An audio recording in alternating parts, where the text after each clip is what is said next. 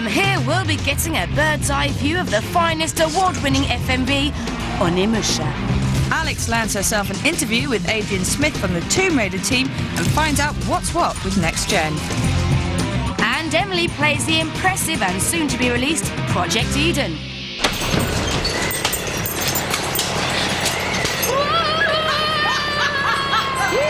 But first, here's Booth with the wheelie cool Matt Hoffman's Pro BMX! I'm right behind ya! Street life is the only life I know. Well, like the song, Games 2 have been celebrating urban street culture since youths and arcades got it together back in the 80s. Jet Set Radio did it for graffiti and rollerblading, Tony Hawk's did it for skateboarding, and now Matt Hoffman wants a slice of the action with the very latest bike mode, as he now stars in his own game, Matt Hoffman's Pro BMX. Speaking of old Tony Hawk's, Matt Hoffman uses the engine from the original Tony Hawk's game. And as you may imagine, the result is pretty much a BMX version of the immensely successful skateboard sim. Fans of Dave Mirra will be pleased to see that this game runs much faster than its rival, but then it is based on Tony Hawk's. For this reason, it has exactly the same controls and the same pick-up and play feel to it. Question is, what does this game do to make bike simulation any greater than skateboarding? Well, the answer is nothing, really. It definitely does create the feeling you're on a bike, and fans of Tony Hawk's will probably love it, because it looks and feels the same, but with slightly different mechanics and environments. Obviously, with the added element of handlebars, there's definitely some kick-ass tricks to be had. Once you've got enough air behind you, pulling off wicked little showstoppers like the Superman is no hard feat. And a flick of the shoulder buttons will give you a nice little rocket queen or toadstool or tail whip number. When it comes to toothpick and fakie grinds, balance and manoeuvre, all very well handled. While an improvement in the graphics would be nice, there are some cool looking parks to ride around. The only competitive element is when you play two-player, and here an excellent graffiti mode is offered up to all the stoners who've played the game to death and reckon they can out-trick their opponent. Wherever you pull off a trick will be marked your tag colour. If you can do a better stunt in the same place as your opponent, you replace their tag with your own till you paint the whole park your particular shade of ego. Cool. Matt Hoffman's Pro BMX is a sexy little game if you're piss bored with all the other kids on the block, and it's coming out for your Game Boy Colors and PlayStations in May. But if you really want to bail out in style, there's only one way to go.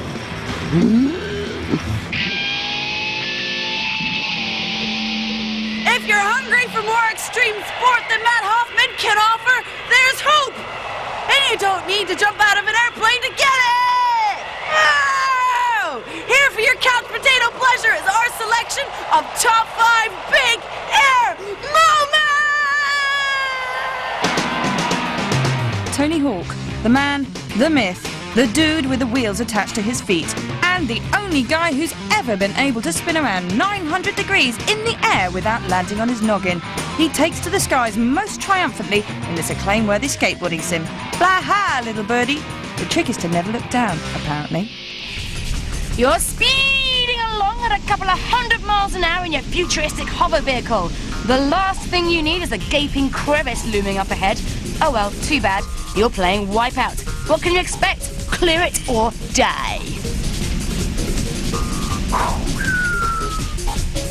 Whoa! If you prefer a little powder to concrete under your nose, then have a gander at the spectacular SSX on the PlayStation 2. Not only is this the most stylish snowboarding game to date, but you are rewarded for hazardous behavior. Chuck yourself off ice cliffs and ride it, baby. Take your wings out and fly. But if all this newfangled colour is straining your smarting eyes, take a trip back to the beige bliss of Driver. Recreate your favourite Blues Brothers moments and trash the rozzers at the same time. Fresh. Most car games just give you the chance to catch the air on some grey track or other. Underrated Chaos Monger Twisted Metal World Tour went 10 steps better by letting you zoom across the rooftops of Paris. And of course, diving head first off the Eiffel Tower. A baguette bashing bonanza of big air madness. Wait, there's one more. How can we not celebrate the big air of our cheeky little amigo Abe? He's been at the beans again. There's nothing more amusing to these emoticons than a little flatulence. Do shut up, Alex. What? Next, Boof and Emily have some pornographic news. If you find the idea of hanging around a bus stop for 10 minutes unbearable in real life, then why would you want to do it in a video game? Well, that's the question millions of Shenmue players pose to Yu Suzuki, creator of the groundbreaking role-playing game on the Dreamcast. But for his next offering, cleverly titled Shenmue II, you won't have to. Hallelujah! No more hanging around virtual bars wanting a real pint. No more wasting time in video arcade halls. No more being a dodgy, lurking bastard in parks. Now you'll have the option to time travel and skip across those more dull moments in game. Which should pack more doing and less boring into the next set of 3 desks. More on this one as it arises. But now, lock up the children and hide the elderly in their cupboards, because more interactive porn is about to hit our home computing systems. Bits. It may have all started out with Sam Fox unveiling herself on the Commodore 64 in strip poker. Things might have got a bit more real-time with the PC-based adventures of Leisure Suit Larry. And smut might have gone up a notch when Lula Virtual Babe came onto the shelves in 1998. But now it's time for some new nips. Tips from the Daily Sport. Proving that they're painfully aware of their target audience, Virgin Interactive along with Swing Entertainment are about to release a football quiz game with a few unhidden extras. Correctly answer the general knowledge questions and one of 4 buxom bimbets will get their kits off faster than you can say. Something for the weekend, sir. He shoots. Ooh, he scores. It should be on the top shelves in time for Father's Day, though anyone over the age of 15 can get their hands dirty with this one. So, chuck out those sticky Panty Raider boxes, because there were some new girls in town. And finally, if your idea of entertainment is just as brainless but features animal antics, then get your fingers twitching, because the original David Attenborough song-along, Parappa the Rapper 3, is about to hit the PlayStation 2. The little hip-hop, badly drawn dog is a big favourite around the Bits camp. He and his little Lamuses, Lemmy, rapped and guitared their way into our hearts with simplistic gameplay, Simon Says action, and ridiculous but unforgettable lyrics. We'll be looking forward to this next incarnation of Chop Chop Master Onion with bated breath. Ooh. But how this is going to utilise the super brain power of the next generation console is still in the air. Chop, chop, master, I think you'll find. Here's a gamble on a game that's definitely taking full advantage of the console's Ubermelon. This week's FMV is Onimusha from Capcom, creators of pant stains across the nation thanks to their Resident Evil and Dino Crisis series. So what do they have on offer next?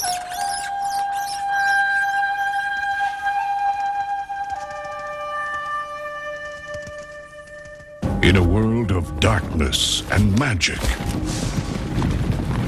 power-hungry warlords battle for the control of feudal Japan.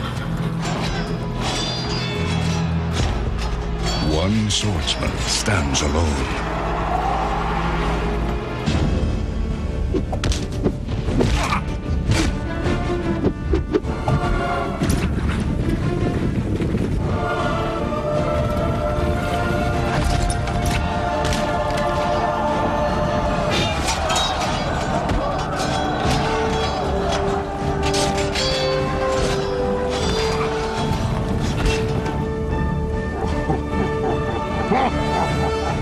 Well, it's another cheesy plot then.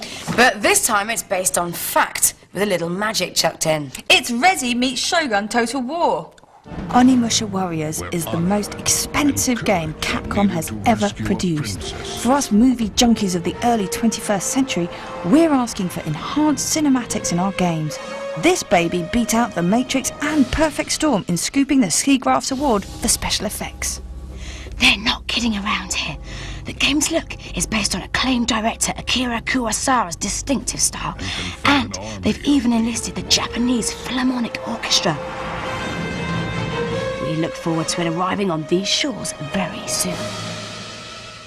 But But in the meantime, we'd like to take this opportunity to say we're listening to you, man. Yes, we've been sifting through the competition answers, sorting out the bright from the shite. And this week we've got a whole load of poo in response to our scatologically obsessed competition question from a couple of weeks back. We wanted you to squeeze out your ideas and tell us which game's character spent the most time on the shitter. And boy, are you guys full of it. Yeah, here's one from some numbnut. I think Dizzy would need the shit seat the most for vomiting as well as taking a dump. Surely spinning around all day isn't going to be good for your insides. Methinks he might be a scrambled egg. Ha ha ha ha ha ha! Did you see what I did? Dizzy, an egg, scrambled. I got 1 million of them. I'm here all week. Try the fish. What the frick are you talking about? Moving on. Dear Bits, the game character who would spend longest on the crapper is our good pal Pac-Man. The poor fellow's diet consists 95% hard, yellow, nutty things, 4% big fat pills, so he's constipated beyond history and tripping like a bastard. And okay, so maybe we give him like a piece of fruit 1% of the time, but like a couple of cherries aren't going to loosen anything up. Duh. Love, David Dunkley. Well done, Dumply.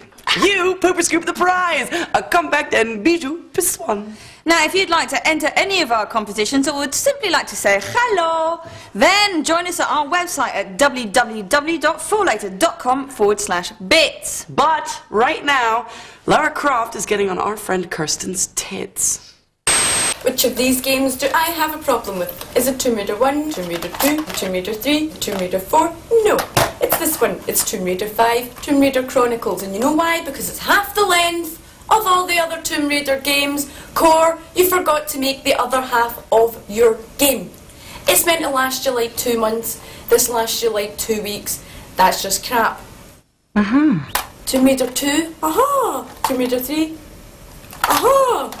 Aha! You know, you have to have it there. If you take away Lara's aha, it's like taking away Homer Simpson's It's just, you can't do it. But after the break, we talk to the culprits behind it all, Core Design. And Emily gets jiggy with Project Eden.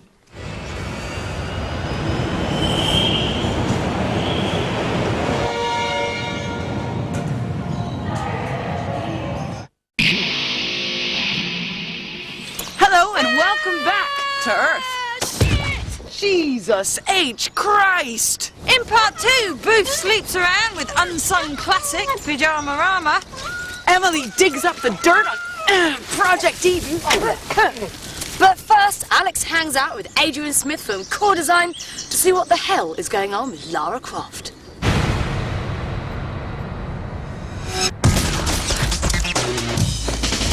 If this is chapter 1, Yep. and it's a beast, this Yep. is a quarter of chapter 1. What are the things you're going to start exploring with the already really well-known character Lara? Okay, I think that for us, the first chapter and the first game is going to be like standing in a room and opening lots of doors and actually not knowing where all those doors go to.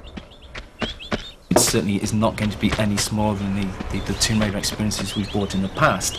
People, on average, seem to take 70 to 80 hours to play those. You know, so I think it will be that and then some. These are obviously very early design sketches. You know, we've gone back onto paper to working out how the characters look, to adopt a sort of a style and a look and a feel. I mean, it's going to be more mature. Well, she certainly, her appearance has changed. Appearance has changed. She's lost the swelling that seemed to occur before. I think in the chest area. A lot of refinement to the model. Can you give away anything about the plot? Because I've got it right here. I can probably give away loads. The plot is that ultimately Lara is actually put into a situation which is very, very alien to her. Her character's not changed, but she's thrown into a situation where in actual fact she becomes very much a wanted person, and she has to go into places she normally wouldn't go. She has to go sort of deep underground. She has to mix with, you know, a different society and a different group of people. Does this mean that the whole gameplay style is going to change?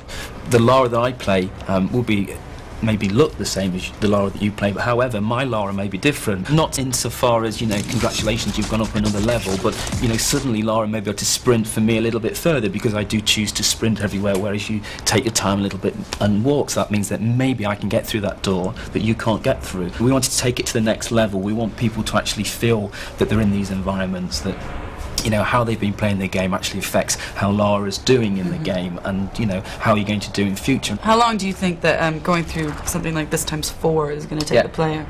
It's the golden question. I mean, at the moment, you know, we're putting the elements together. There's a lot more story, there's a lot more character interaction, there's multiple characters that you can play, there's lots of different avenues and different ways that you can go, there's lots more to find, lots more to explore. I want to actually be there, I want to feel I'm involved, I'm in that environment, and I think, you know, I think consumers will come back to playing games where you're there and you feel like you're there. Cool. Thank you very much, Adrian. Okay. We'll see how it pans out, won't we? Here's Emily Dunn with the lowdown on Project Eden.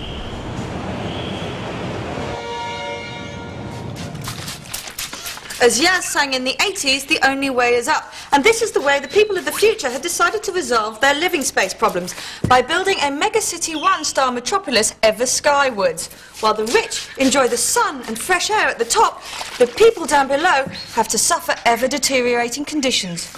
Oops. Project Eden puts you in charge of 4 elite urban protection agents.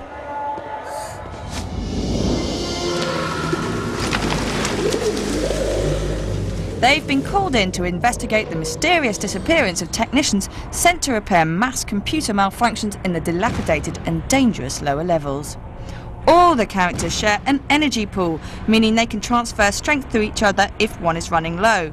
There's also a team inventory, sharing the weapons and resources, and you can expect to find some cool items like the spy cam and Rover the tank, both of which can be used from a first-person perspective. Ideal for the schizophrenic in all of us, Project Eden is mostly about puzzles and using your noggin 4 ways. Best results demand team play. And thanks to regeneration points dotted throughout the 11 levels, players of all abilities can now play together instead of having to constantly reload every time one of you dies. You can play the whole game through as a team, or choose to tactically leave team members behind to guard a certain point, or perhaps keep their fingers on a switch. When a teammate hasn't been ordered to follow, they simply stay where you left them and guard that area, responding independently to enemy fire, so you don't have to keep finding players who've wandered off or just taking hits like a sitting duck. Obviously, Core have really thought through the cooperative mode. Like its Tomb Raider sister, the emphasis rests as much on the puzzling as on the action. If the third-person view puts you off with its Levi's engineering-style waist twisting, you can always change to first-person view for that FPS feel as you take on your mates in deathmatch mode. Multiplayer over the internet has also been promised, so you can expect some Phantasy Star Online style gameplay as well. All in all, it looks like Core are onto a corker here, and you can expect Project Eden to come out in September for PC and PlayStation 2. Now we're going to tell you what you can buy this weekend off the shop shelf. Wrestling is just an exciting and theatrical form of entertainment. No one really gets hurt. Your favorite yellow people are falling out big time. Are the Simpsons a case for the social services? Actually, no, because they've formalized their domestic dysfunctionality into a wrestling game. Simpsons Wrestling. Ooh, what a lucrative idea. Out now. Not quite as good as Age of Empires, not even close to Total Annihilation. Grab a copy of Cossacks European Wars for your PC and prepare to learn more about the Ukraine, Poland, Russia, Britain and the Netherlands than you ever cared to. All cleverly disguised as a game. Amazing. If you're a bit of an insomniac and like wandering around for hours and Nomad Soul was good for you, then Summoner might just bring you off too. Pack your knapsack and head off down that mountain path. And don't come back, you dull, sad loser RPG player. Summoner is out for your PlayStation 2s now. It's time again to aim the comical pistol at the cartoon screen courtesy of your PlayStation. Yes, it's the end-all, be-all of shooting gallery sims. Point Blank is here in its 3rd incarnation. Draw, aim, and pop faster than a strung-out junkie. It was out last week, and if you're lucky, you'll find a straggler on the shop shelves now. War! Ha! What is it good for? Selling a good game, that's what? Throw some Tom Baker into the mix and you've got yourself a classic. One for strategists who like to take a step back from world domination, and another for shooter fans who like to get their fingers in the meaty pies of death. But take a life jacket, because these are hostile waters. And now, Boof goes way back with the Spectrum and Pyjamarama. I remember that. I'm an old-fashioned kind of girl at heart, and yeah, I guess I'm excited about all the newfangled perfect pixels and super set-top boxes that'll be compatible with your kettle and yada yada yada. But in this climate of blink and you'll miss it technological change, let me gently take your hand and guide you back to more innocent days to sing the praises of the lovable ZX Spectrum and the most unlikely hero ever seen in a video game. His name is Wally Week. It all started in 1984 with Automania, where you basically had to help Wally build a series of cars. But it is Pyjamarama, the second game in the series, that truly brings back a wave of tingly nostalgia. Wally is stuck in a perpetual nightmare where his house has come alive to tease and taunt him, and everyday objects become terrifying hazards. Playing Wally's pint-sized alter ego, you've got to get your alarm clock ringing to wake yourself up from the bad dream. Sounds logical enough, but then books fly at you from the library, giant chickens chase you around the kitchen, and disembodied hands grab at your feet. Nothing is ever simple when your name's Wally. The fluorescent acidic-coloured world of Pyjamarama is one of the most addictive games ever, and was one of the first to introduce the logical puzzle. But going back to play it now is a real wake-up call. It's easy to forget how skill-based those old arcade platformers were. One of the coolest things about Pyjamarama is the way it salutes the arcade game in general. Go into the game's room and you suddenly find yourself engaged in a household version of Space Invaders, except instead of blasting aliens, you're shooting knives and forks at chickens or cacti. Jump into the rocket and you zoom up into the attic to find real Space Invaders. It really is the stuff of childhood dreams. There were 3 more games produced by the fantastically innovative Microgem. Everyone's a Wally introduced the rest of the family and was the first ever multi-role arcade adventure. Herbert's Dummy Run had you playing as the baby lost in a huge, scary supermarket. And finally, the cleverly titled 3 Weeks in Paradise, where Wally Week, his wife and Herbert get lost in the jungle. Paradise is the last and one of the best Wally games. The imaginative graphics, archetypal British humour and just the right amount of hair-yanking frustration makes the Wally games unbeatable and reminds you, with a sniff and a tear, of what gaming used to be. Competition time, anyone! Competition time! And this week you can win a PlayStation 2 Quake 3 Revolution bundle! Excellent. All you have to do is answer this question. Swinging, partner swapping, love romps. Throw your car keys into the fruit bowl and say bye-bye to marriage. But computer game characters do whatever they please without any emotional complications or physical risk at all. What we want you to do is to describe the most sensational bed-in from a video game ever. Tell us who's there from the Video Game Hall of Fame, what they get up to, and with whom. Be nasty and you lose, but be funny and you might just win. Who send your bed-wettingly amusing answers in via our website at www.forlater.com/bits.